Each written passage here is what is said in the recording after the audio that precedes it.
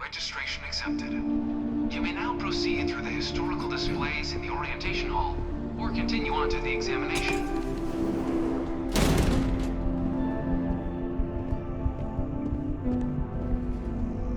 In 2150, humanity learned the Earth's magnetosphere would collapse sometime in the next half-century, eliminating all life on the planet. Decisive action was required, but the secure transport of an entire civilization would demand a new kind of cooperation, a new kind of courage, and a new kind of union. Thus, in 2159, the United Colonies were formed to make that journey possible. Just 1 year later, the Galileo, the first of many colony ships, touched down here on Jemison, beginning a new era of human history, the age of the United Colonies.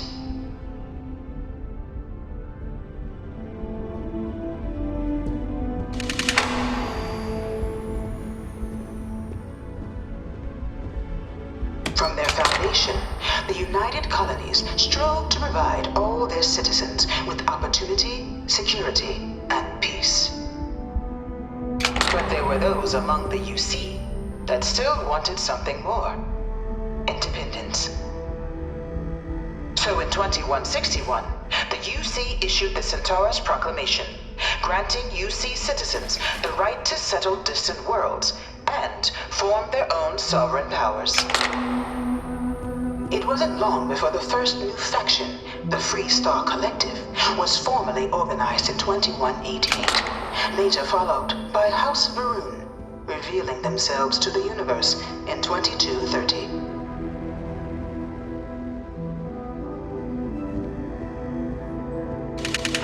It was only in 2230 that the faction known as House Varun first made contact with the rest of the settled systems.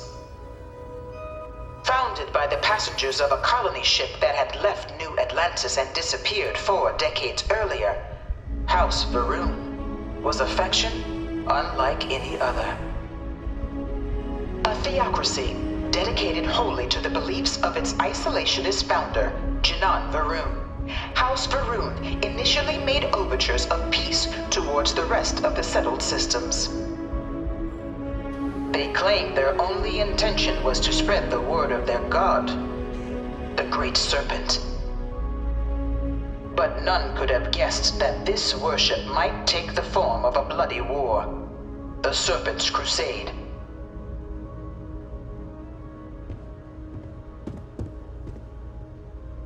The Freestar Collective was initially founded in 2188, when the citizens of Aquila banded together with the pleasure city of Neon in mutual defense.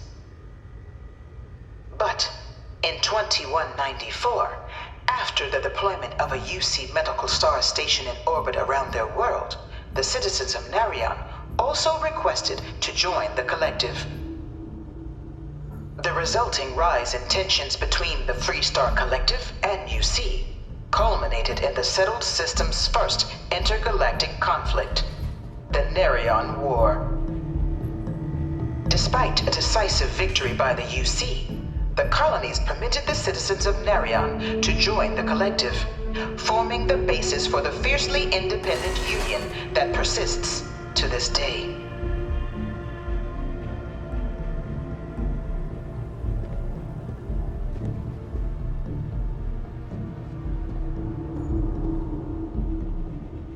Beginning in 2240, House Varun forces declared all-out war on the rest of human civilization, initiating the Serpent's Crusade. Over the next 23 years, thousands of Freestar, UC, and independent souls were killed by agents of House Varun in the name of their serpent god.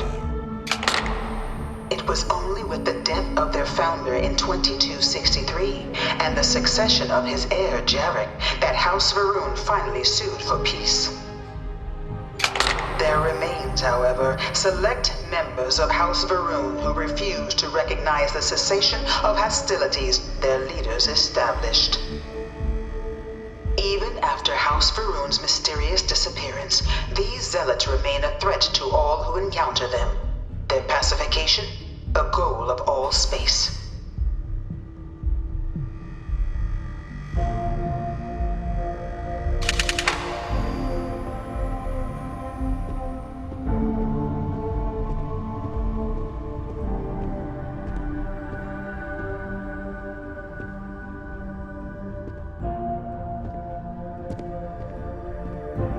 Of the many conflicts between the galaxy's factions, none was more brutal than the recent colony war between the UC and the Freestar Collective. Set off by the unauthorized Freestar colonization of Vesta's Pride in 2308, a direct violation of the Nerion Treaty, the colony war spread quickly across the galaxy. Both sides deployed every tool at their disposal. Armadas of warships, mechanized combat platforms, or mechs, even bioengineered alien creatures, the infamous UC xeno-weapons.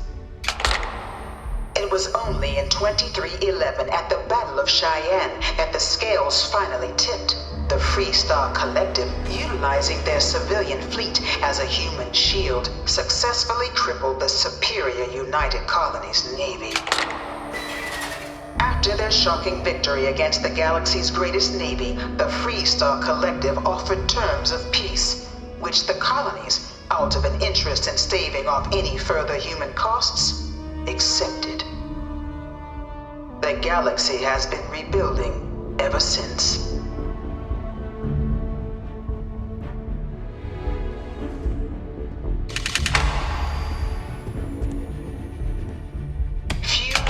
Worlds were left untouched by the colony war. But nowhere could the viciousness of modern warfare be seen more clearly than on the Freestar planet of Nira. Initially occupied by invading United Colonies forces as a forward operating position, repeated attempts to take and retake the planet by collective forces led only to devastation. Swaths of the world were transformed into scorched husks, a nightmarish testament to the depths of human ingenuity and human cruelty. And today, Nira remains a continuing reminder to the horrors of unfettered war.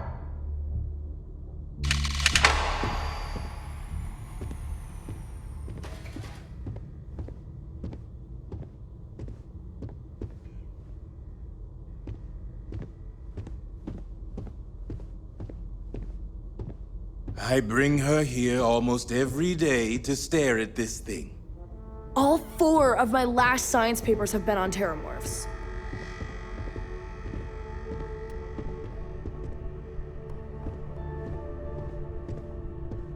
In the midst of the colony war, a different kind of tragedy struck the UC city of Londinian. A newly constructed but critical supply center for the United Colonies war effort, Londinian found itself overrun by one of the galaxy's most mysterious predators, the Terramorph. A rare but pervasive threat to all human-settled worlds, Terramorphs swept over the city, seemingly out of nowhere, on a scale never before seen in recorded history. Valiant efforts by the UC military slowed the onslaught, but the creatures proved unstoppable. Ultimately, the decision was made to destroy the Londinian spaceport, sealing off the city, the outbreak, and its citizenry from the galaxy at large. The tragedy of Londinian is mourned by the UC to this day.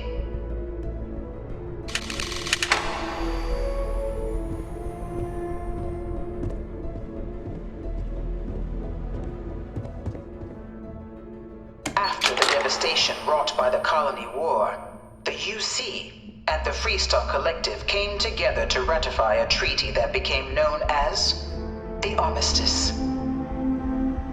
Both sides agreed to a vast reduction in standing forces, and that xeno-weapons and mech warfare would be outlawed. All related research was sealed away, accessible only in cases of dire emergency. But the Collective had another demand, that the active commanders of the UC military stand trial for their actions. The United Colonies, in the interest of peace and galactic security, agreed. In 2311, 3 United Colonies senior officers were found guilty.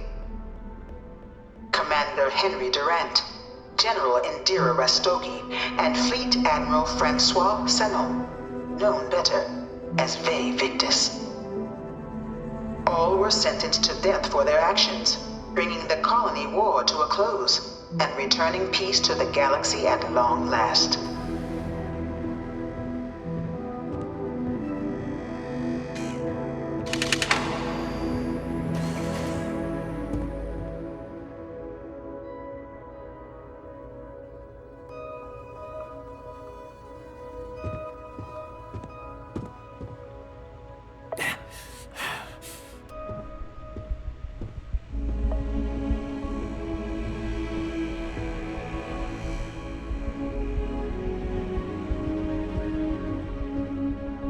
It was into this new world that the Vanguard was born. An official branch of the UC Navy, the Vanguard is the United Colonies Volunteer Fleet, serving a myriad of security, logistical, and reconnaissance roles. And after a sufficient length of service, UC citizenship is guaranteed to every Vanguard member. Open to all captains, regardless of origin, the Vanguard is leading the charge to protect and support the citizens of the United Colonies, wherever in the galaxy they may be.